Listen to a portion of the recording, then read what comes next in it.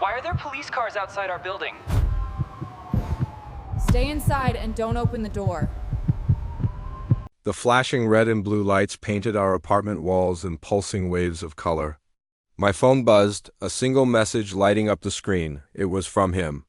A long pause followed, the kind that stretches time until it's thin and fragile enough to snap.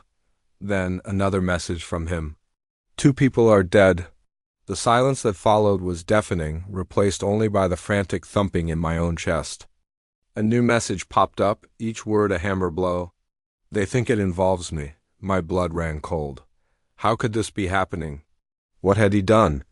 My mind raced, trying to piece together the fragments of a nightmare I hadn't even realized I was living. Then the final message appeared, the one that shattered everything. I watched you enter his apartment. The air was thick with the scent of rain and dread. I stared at his last message, the words burning into my memory. I watched you enter his apartment. He knew about Michael. My heart hammered against my ribs, a trapped bird desperate for escape. But it wasn't just about the affair anymore. This was something far darker. 2 people are dead. Who? And why did the police think he was involved? My mind was a whirlwind of confusion and terror. Was he trying to frame me? Or was this a twisted confession? I thought back to earlier that evening, to my last visit with Michael. It was supposed to be a clean break, a final goodbye. I remember leaving his apartment, the heavy feeling of guilt settling in my stomach. But I never imagined it would end like this. They were coming. I had to think, what did he see? What did he know? I sank to the floor, my phone slipping from my numb fingers. I had to retrace my steps, every single one. I left Michael's apartment around 9 p.m. We had argued, but it wasn't violent. Just sad. He was heartbroken, and I was racked with guilt. I remember him closing the door behind me, the finality of that click echoing in the hallway. I didn't see anyone. I didn't hear anything unusual. I just hurried back to my own building, desperate to leave that part of my life behind. So who were the 2 dead people? Was Michael one of them? A wave of nausea washed over me. And who was the second person? And why would the police suspect my partner, David? He was at home when I got back, watching TV as if nothing was wrong. He seemed calm, almost too calm. He greeted me with a simple, "Hey," his eyes never leaving the screen. Now his calm demeanor seemed sinister. They think it involves me. Was that a warning? A threat? My apartment, once a sanctuary, now felt like a cage. Every creak of the floorboards, every distant shout from the street below, sent a fresh jolt of fear through me. I crawled over to the window, peering through the blinds. The street was a chaotic ballet of flashing lights. I could see officers talking into their radios, their faces grim. A forensics van had just pulled up. This was real. This was happening. I had to talk to David. I needed answers. But his message was clear. Stay inside and don't open the door. Was he protecting me or was he trapping me? I picked up my phone again, my hands shaking so badly I could barely unlock it. I needed to know more. Breaking story. My breath caught in my throat as I read the headline. Double homicide in downtown apartment building. My building. I clicked on the article. The names of the victims hadn't been released. The police were questioning a person of interest. A person of interest? Was that David? The article mentioned that neighbors reported hearing a loud argument earlier in the evening, followed by a sudden silence. My argument with Michael, did someone hear us?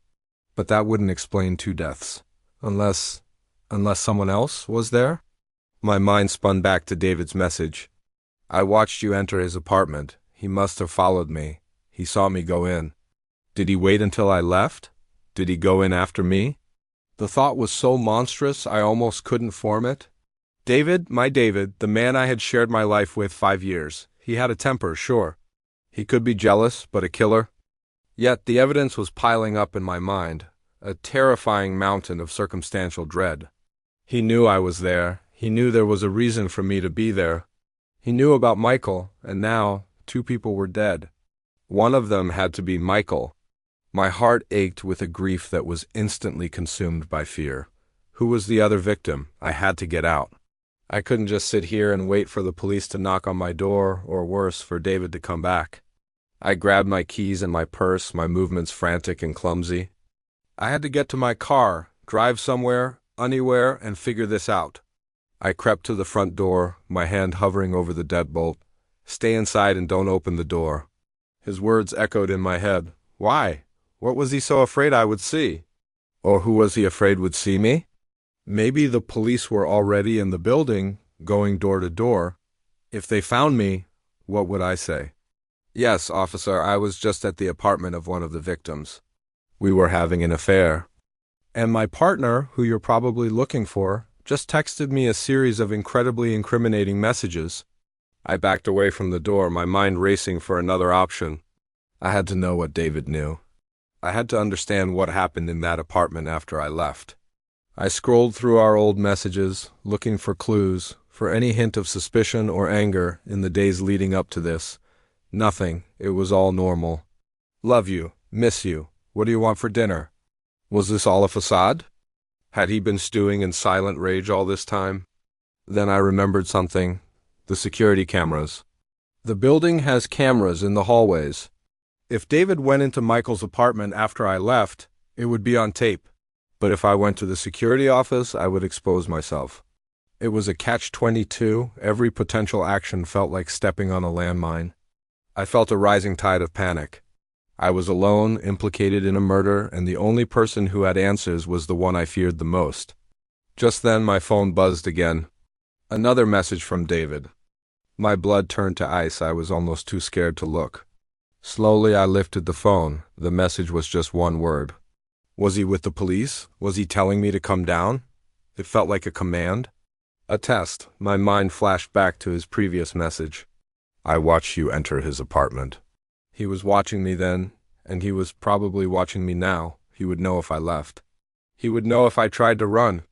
The sirens outside seemed to have faded, replaced by an eerie, expectant silence. The chaos was moving inside. I took a deep breath, my decision made. I couldn't run. I couldn't hide. The only way out was through. I had to face him.